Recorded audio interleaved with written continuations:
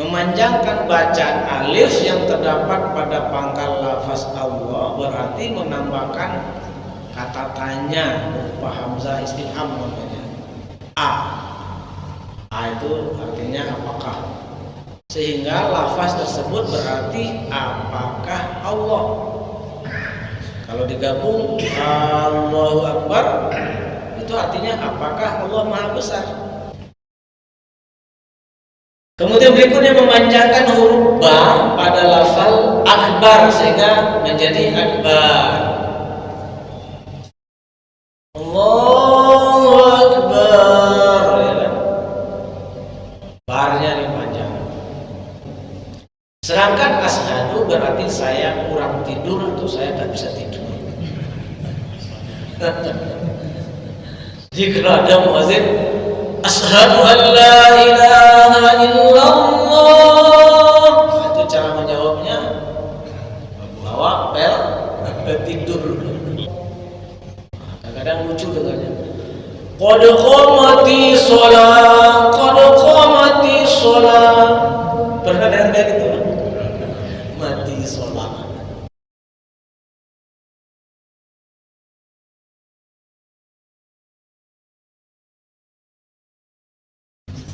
Assalamualaikum warahmatullahi wabarakatuh. Alhamdulillahi rabbil alamin wal 'aqibatul muttaqin wa la 'udwana illa 'alal zalimin. Wa azka salawatillahi wa taslimatihi ala khairi khalqihi sayyidil anbiya'i wal mursalin wa ala alihi wa sahbihi wa man ittaba'a sunnatahu ila yaumil din. Wa ba'd. Ya ayyuhallazina amanu taqullaha haqqa tuqatih wa la tamutunna illa wa antum muslimun.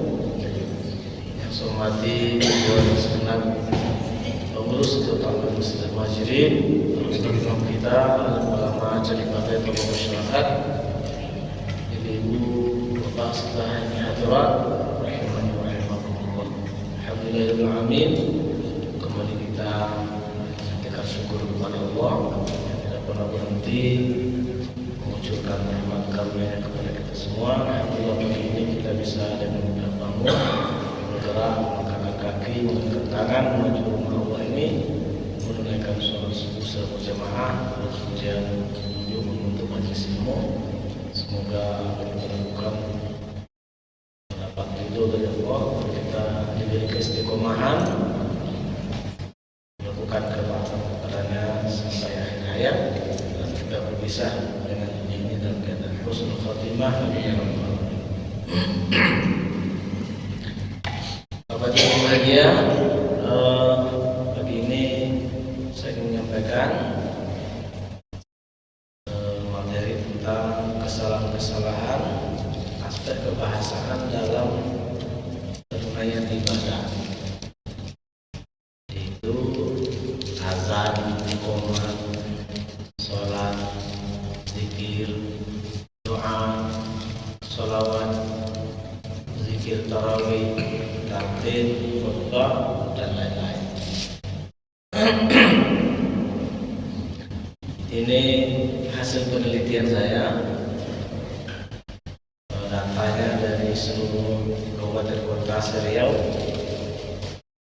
seluruh mahasiswa kami pulang kampung mengambil datanya, mendengarkan muadzin, imam, dan sebagainya.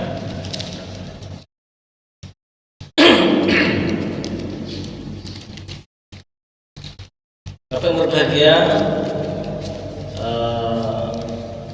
kewajiban mempelajari bahasa Arab untuk keperluan ibadah. Jadi mempelajari bahasa Arab itu hukumnya wajib, tapi wajibnya itu setaat di mana seseorang dengannya bisa menunaikan ibadah yang ditunaikan pakai bahasa Arab. Sampai setakat itu wajib. Ini menurut Imam Syafi'i, beliau mengatakan fa'ala kulli muslimin ayata'allama min lisanil Arab ma balagha juluhu hatta yashhada bi an la ilaha illallah wa anna Muhammadan 'abduhu wa rasuluhu wa yasqa bihi kitabullah wa yadhkuru bi dzikri fi ma turida 'alaihi la takbir wa bihi wa tasbih wa tashahhud wa dzalika. Setiap muslim wajib mempelajari sebahagian bahasa Arab dengan sungguh-sungguh, sehingga dengannya dia bisa bersyahadat dengan benar, bisa membaca Al-Quran dengan benar, bisa melafalkan zikir-zikir yang diwajibkan seperti takbir, ya, tasbih, tasyahud dan lain-lainnya. Jadi wajib itu setakat itu. Kalau untuk bisa kita kuning membaca tafsir, membaca kitab-kitab fikih, usul fikih, ya itu wajibnya wajib fardu kifayah orang tertentu saja, tidak semua. Bisa ngomong dengan Kuwait, Kuwait, Mesir, enggak juga. Ya. Jadi wajib itu setakat sampai seseorang bisa menunaikan ibadah-ibadah yang mesti ditunaikan pakai bahasa Arab. Setakat itu wajibnya.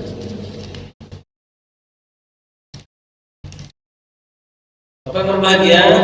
Sekarang aspek-aspek kesalahan bahasa itu ada 3 macam. Yang pertama, mustawa sauti itu dalam melafalkan huruf-huruf. Yang kedua, mustawa sarfi mengucapkan kata-kata. Yang ketiga, mustawa nahwi pengucapan baris akhir sebuah kata berdasarkan fungsinya dalam kalimat. Yang pertama, pelafalan huruf. Terdapat beberapa huruf Arab yang tidak ada padanannya dalam mengucapkannya dalam bahasa Indonesia, seperti sa. Tidak ada di kita sa. Tidak ada po, so, ha, kho, za, zo, fa, ko, a, ro, zo. Itu nggak ada. Nggak ada di kita. Nah, karenanya kata-kata yang mengandung huruf-huruf ini, nah itu bisa salah kalau tidak dipelajari dengan serius. Kemudian dari aspek sorfi, pengucapan kata dalam bahasa Arab, mayoritas kata-kata mempunyai pola tertentu dengan aturan panjang pendek tertentu pada masing-masing suku katanya. Seperti kata-kata takbir, tasbih, tahmid mengikuti pola taf'il. Jadi ini berbahagia dalam bahasa Arab itu kata-kata itu ada pola tertentu, ada panjang pendeknya. Sedangkan dalam bahasa Indonesia nggak ada aturan seperti itu. Kita membaca masjid, masjid, masjid, sama aja artinya. Bapak, mau kita baca bapak, bapak, sama aja kan? Ibu, ibu, ibu, ibu, sama aja. Dalam bahasa Arab enggak. Ada aturan panjang pendeknya. Kalau salah, panjang pendeknya bisa berubah artinya. Contoh doa. Doa selamat itu ada wal afwa indal hisab. Itu mesti panjang hisab. Tidak boleh hisab karena polanya fi'al. Apa akibatnya kalau tidak dipanjangkan? Wal afwa indal hisab. Bapak berbahagia kalau hisab artinya perhitungan. Jadi kita bermohon kepada Allah dimaafkan ketika hari perhitungan. Itu kalau wal afwa indal hisab. Tapi kalau pendek indal hisab, nah itu berubah dia. Kalau hisab itu ya masdar dari hasaba, yuhasib, musa, muhasabah, hisab. Tapi kalau hisab pendek itu bentuk jamak dari kata-kata hisbah. Hisbah itu aktivitas polisi moral, melakukan amar ma'ruf nahi munkar. Jadi dalam sistem negara Islam itu ada fungsi hisbah namanya. Kalau di bahasa kitanya polisi moral lah kira-kira, atau polisi syariah. Tahun berapa saya pernah ke Rohul belum puasa, tengok banyak orang pakai putih-putih berbaris. Rupanya bupatinya waktu itu mau membentuk polisi moral. Tugasnya yang merazia ke pasar-pasar kalau ada timbangan sukatan tidak akur itu. Kalau di Saudi disebut dengan lembaga nahi mungkar. Itu hisbah. Nah jamaknya hisab. Pendek hisab. Jadi kalau ada yang berdoa wa'afu ainal hisab, beri kami kemaafan ketika hisbah. Itu di dunia maksudnya. Ketika melakukan tugas polisi moral. Jadi jauh sekali perubahan makna. Jadi sekali lagi berbahagia dalam bahasa Arab, ya, kata-kata itu dia mempunyai pola yang harus diikuti. Mayoritas seperti itu disebut dengan istiqaq. Dia punya wazan atau pola yang harus diikuti. Dia nggak bisa kita baca takbir, nggak bisa dia takbir.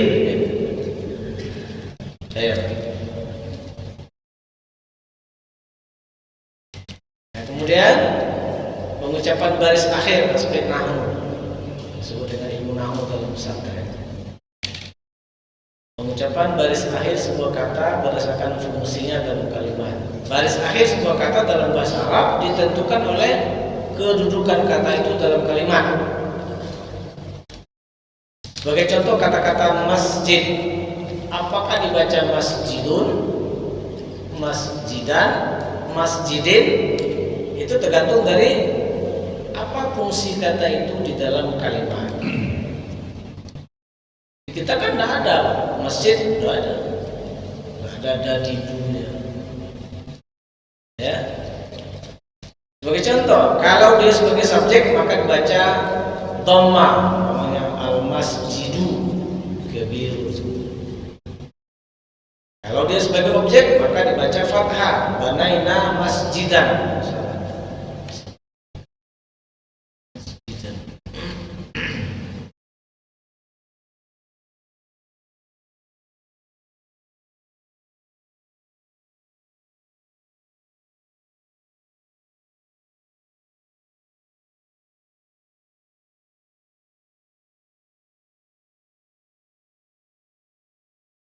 Banaina masjidan.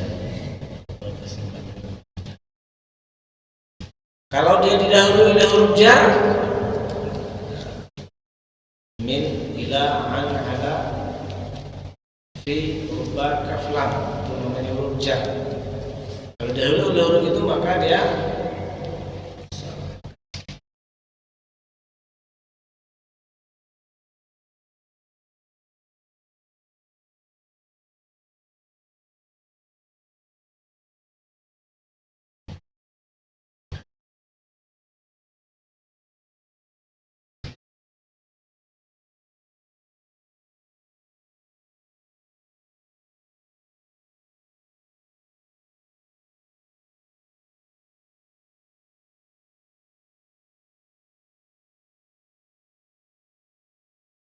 Sholaina fil masjidi, karena ada fi sebelumnya.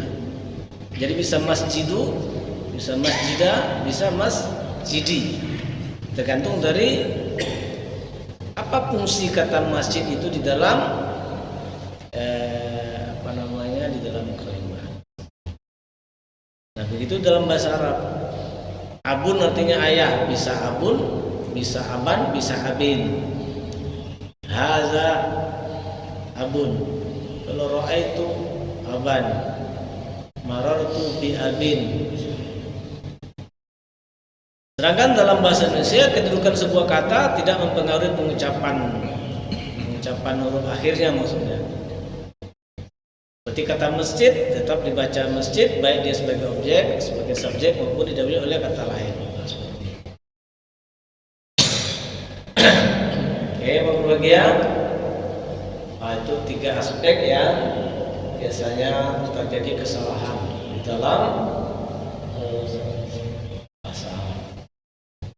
Oke, nah sekarang kesalahan dalam azan dan iqamah. Ya, kadang ada sebagian masjid itu maaf ya muazzinnya tidak memperhatikan ini. Kadang anak-anak.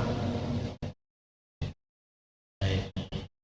Namanya yang pertama memanjangkan alif pada pangkal lafaz Allah sehingga dibaca menjadi Allah, walaupun ini tidak sering tapi pernah ada. Allahu Akbar, Allah jadi panjang, buai di situ. Bapak berbahagia, ini level kesalahannya kesalahan nahwu sintaksis. Memanjangkan bacaan alif yang terdapat pada pangkal lafaz Allah berarti menambahkan kata tanya berupa hamzah istifham namanya. A itu artinya apakah? Sehingga lafaz tersebut berarti apakah Allah. Kalau digabung Allahu Akbar itu artinya apakah Allah Maha Besar. Padahal kan kita mau ngomong Allah Maha Besar saja. Nah, gara-gara dipanjangkan Allahu Akbar, akhirnya kita bertanya apakah Allah Maha Besar. Nah itu dia. Batal ya. Jadi kita memuji Allah, akhirnya mempertanyakan. Masa dipertanyakan apakah Allah Maha Besar seperti itu. Kata Allah yang berarti apakah Allah memang terdapat dalam Al-Quran. Qul ara'aytum ma anzalallahu lakum min rizqin faja'altum minhu haraman wa halala. Qul Allahu azina lakum am 'ala Allahi taftarun. Itu kalau dipanjangkan A-nya itu yang berarti apakah Allah. Artinya katakanlah terangkanlah kepadaku tentang rezeki yang diturunkan Allah kepadamu, lalu kamu jadikan sebagiannya haram dan sebagiannya halal. Katakanlah itu dia Allah, artinya apakah Allah telah memberikan izin kepadamu tentang ini atau kamu mengada-ngadakan saja terhadap Allah. Jadi kalau Allah itu artinya apakah Allah seperti terdapat di dalam ayat. Bapak bahagia sekali lagi ini jarang tapi ada kesalahan. Kemudian berikutnya memanjangkan huruf ba pada lafal akbar sehingga menjadi akbar. Allahu Akbar, ya kan? Barnya dipanjang. Level kesalahan ini level sharaf, ilmu tentang kosakata.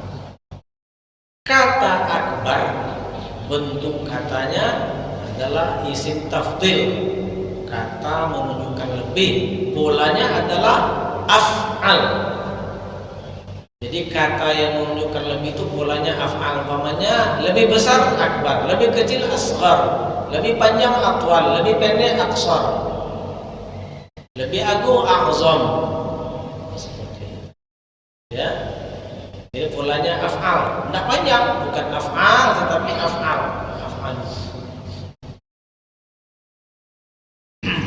Sedangkan kata akbar kalau panjang banyak itu merupakan bentuk jamak dari kata kabar. Kabar bahasa Arab bukan kabar bahasa Indonesia ya. Kalau kabar bahasa Indonesia itu kan berita kan. Tapi kalau kabar bahasa Arab artinya beduk. Sehingga akbar artinya beduk-beduk. Jadi kalau Allahu Akbar itu artinya adalah Allah adalah beduk-beduk. Jauh kali begini Pak. Nah, jadi Allah Maha Besar ini sering kita dengar. Ya. Allah Akbar, ya, Allah beduk-beduk. Karena akbar ikut pola af'al, bukan af'al. Masya Allah, jauh kali perginya.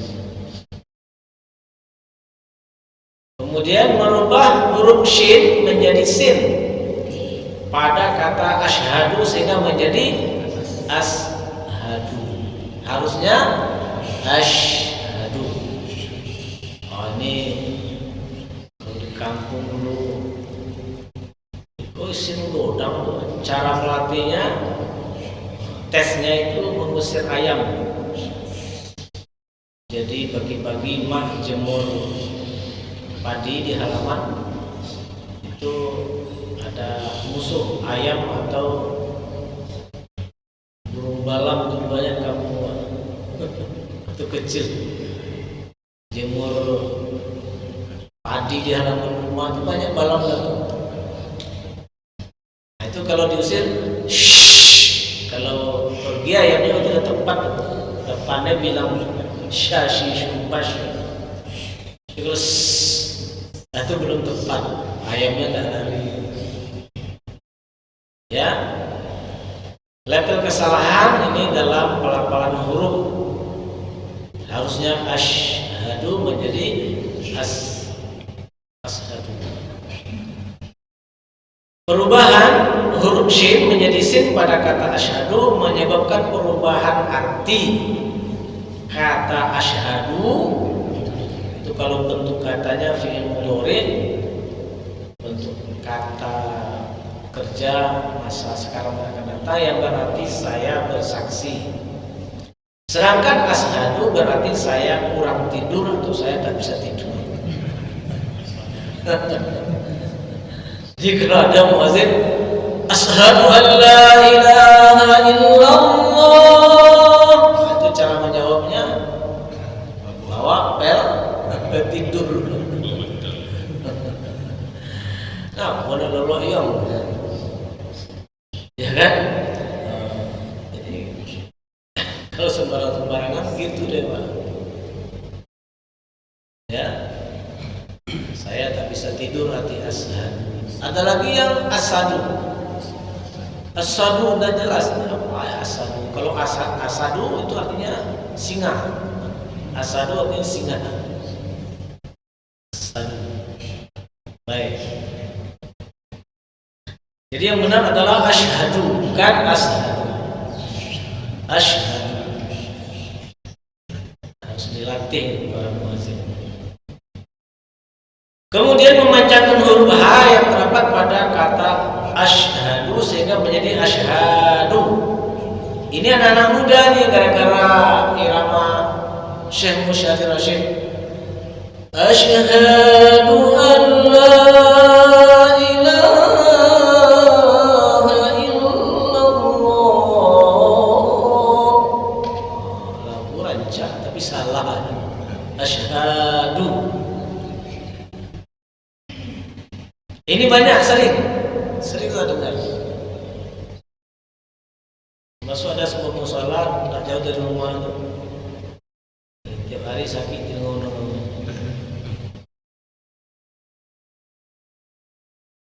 Level kesalahan ini level sorof, ilmu tentang kosakata. Asyhadu bentuk katanya adalah fi'il mudhari dengan pola af'alu.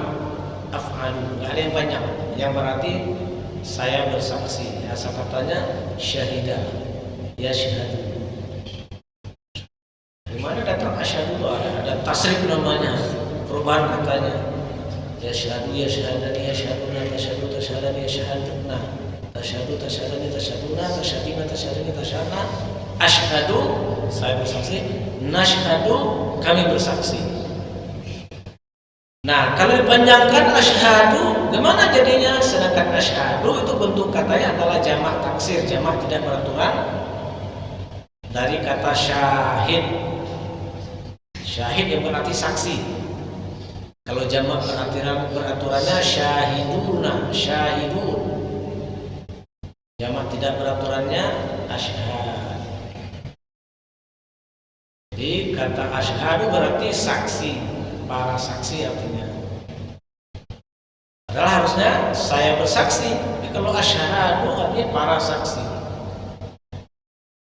Kata asyhadu yang berarti para saksi ini terdapat dalam Quran.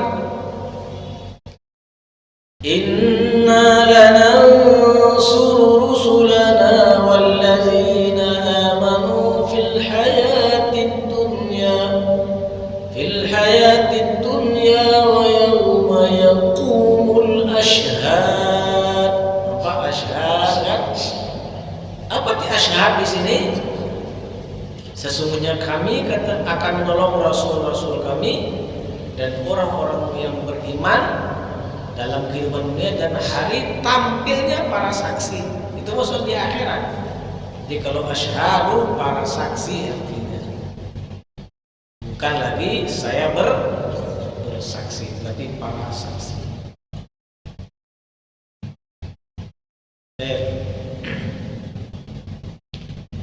Sekali lagi ini sering Pak, sedengar asyhadu panjangkan. Memendekkan huruf lam pada lafaz la ilaha illallah sehingga menjadi la ilaha illallah. Asyhadu an la ilaha illallah. Masuk di musala enggak jauh di rumah. Asyhadu an la ilaha illallah. Ini juga kadang-kadang kita dengar orang yang bertahlil habis sholat. Harus kan la ilaha illallah menjadi la ilaha illallah. La ilaha illallah. Lamnya harusnya panjang menjadi pendek. Level kesalahan ini nahu memendekkan huruf lam menyebabkan berubahnya huruf tersebut dari lam nafi. La itu la nafi yang artinya tidak, artinya meniadakan. Ya, yang berfungsi meniadakan menjadi lam taukid, lam yang menguatkan. Jadi kalau la ilaha tidak ada Tuhan, tapi kalau la ilaha sungguh Tuhan artinya. Jadi kalau asyhadu an la ilaha illallah, saya bersaksi bahwa sungguh Tuhan kecuali Allah. La ilaha illallah artinya sungguh apa? Sungguh Tuhan kecuali Allah. Tapi kalau la ilaha illallah, tiada Tuhan selain Allah. Ya. Ketika saya ngomong begini, ada kawan, itu Ustaz, kamu amur mutahlil pendek, la ilaha illallah, la ilaha illallah. Yang panjang amurnya. Harus la aja itu panjang. La ilaha illallah. Dia la itu fungsinya menafikan. Kita menafikan tidak ada Tuhan. Baru diisbatkan, ditetapkan dengan illa. Ya, yang Tuhan Allah Subhanahu wa taala. Nabi isbat ditiadakan dulu. Ya, kemudian baru ditetapkan satu saja, yaitu Allah Subhanahu wa taala. 6. Menghilangkan tasydid pada kata illa sehingga menjadi ilah dalam kalimat la ilaha illallah menjadi la ilaha illallah. Asyhadu an la ilaha illallah. Illa menjadi ilah. Illallah menjadi ilallah. Itu dia. Level kesalahan ini namun illa adalah huruf istisna, huruf pengecualian, artinya melainkan atau kecuali. Sedangkan ila adalah huruf jar atau kata sambung yang berarti ke atau kepada. La ilaha illallah artinya tiada Tuhan selain Allah. La ilaha illallah tiada Tuhan kepada Allah. Kena ke dia. La ilaha illallah, la ilaha illallah, la ilaha illallah. Harusnya la ilaha illallah. Berubah dari tiada Tuhan selain Allah menjadi tiada Tuhan kepada Allah. Ini termasuk sering, terutama qomat. La ilaha illallah. Berbahagia karena sebagian orang dia belajarnya dari mendengar saja, tidak menengok kayak apa tulisannya. Nah, kalau yang didengarnya benar pula. Kalau yang didengarnya salah. Itulah sebabnya maka ya, para ulama menganjurkan kalau anak kita belajar ngaji harus kepada ustadz yang fasih. Nah, karena ada dalam teori linguistik terapan itu ada istilah fosilisasi, menfosil, membantu dia. Jadi dari kecil terbiasa, udah besar susah dirubah. Itu namanya fosilisasi kesalahan. Kesalahan itu fosil, udah jadi batu. Nah, makanya memang apalagi ngaji ini atau bahasa Arab untuk ibadah ini memang bisa dari kecil. Berikutnya nomor 7, merubah huruf H menjadi H pada kata Muhammad sehingga menjadi Muhammad. Muhammad. Asyhadu anna Muhammadar Rasulullah. Harusnya asyhadu anna Muhammadar Rasulullah. Dalam bahasa Indonesia tidak ada huruf H pedas. H pedas di kampung ini. Kata guru kalau mau melatih ini makan cabai rawit.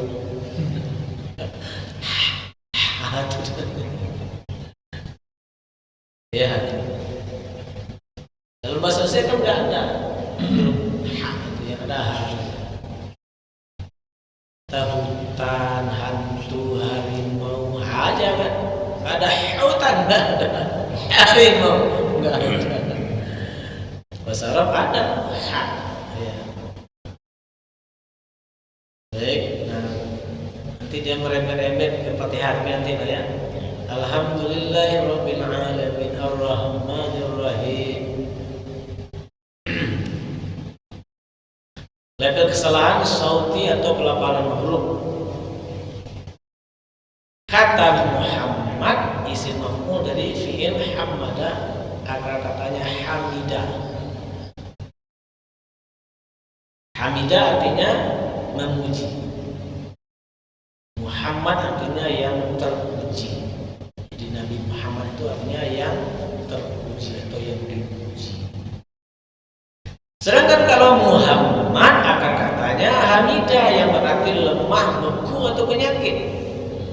Hamida memuji, hamida beku, lemah atau penyakit. Sehingga kata-kata Muhammad artinya yang dilemahkan, yang dibekukan atau yang diberi penyakit. Ya Allah, Muhammad. Dan Muhammad artinya yang dibekukan, yang dilemahkan atau yang diberi penyakit. Tak jadi kita memuji Nabi.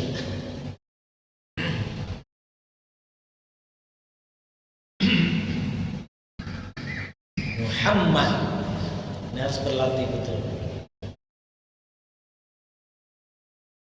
Kemudian mungkin terakhir dalam azannya, merubah huruf H menjadi H pada kata falah sehingga menjadi falah. Hayya 'alal falah, harus begitu kan? Tapi hayya 'alal falah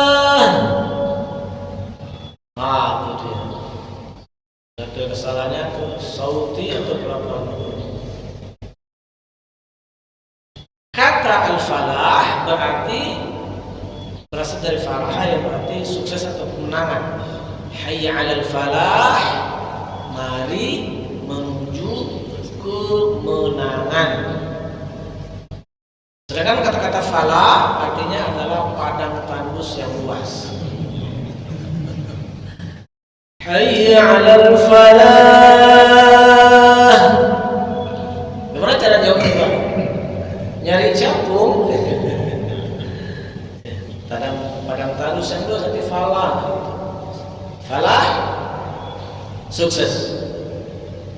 Ya Allah, jauh sekali begininya. Baik, itu 8 kesalahan yang kita dapatkan datanya pada azan ya. Dimana-mana sama kesalahan itu. Jadi kita tengok data-datanya sama aja di kota desa sama aja. Bapak berbahagia, kemudian qomat. Nah, qomat ini pada lafaz kalau yang apanya itu sama dengan azan tadi kan, ada kesalahan yang sama di azan dan di qomat karena lafaznya sama. Jadi kemudian ada ini qad qamatis shalatu qad qamatis shalat. Kadang-kadang lucu dengannya. Qad qamatis shalat, qad qamatis shalat. Pernah dengar kayak gitu? Mati shalat. Qad qamatis shalat. Dia harus qad qamatis shalat. Ya. Dia kata-kata qoma itu kalau fa'ilnya muzakkar dia qoma. Qoma Muhammadun, qoma Zaidun, qoma Ahmad. Tapi kalau fa'ilnya itu pelakunya itu perempuan, qomat Fatimah, qomat Zainab. Nah sekarang fa'ilnya as-shalatu, maka qomat as-shalatu lalu digabung menjadi qad qamatis shalah, matis shalah, qad qamatis shalah. Lalu kalau digabung tunya itu harus dhammah baris depan. Qad qamatis shalatu, qad qamatis shalah. Ada juga kita dengar qad qamatis shalati, qad qamatis shalah. Harus tuh. Apa sebab? Karena dia sebagai fa'il, sebagai subjek, maka dia harus dhammah atau baris depan. Qad qamatis shalatu, qad qamatis shalah. Apa bagian? Itu dia kesalahan-kesalahan aspek bahasa dalam azan dan iqamah. Ini di mana-mana seolah lewat gitu aja, tidak dipedulikan. Padahal tadi kita sudah tahu ternyata banyak yang menyebabkan perubahan makna, bahkan sangat jauh. Diajak nyari capung, Nah karena itu maka idealnya pengurus-pengurus masjid memperhatikan para muazzin di masjidnya, di musholanya. Kalau ada mahasiswa yang melamar jadi wali, dites dulu lah benar dan azannya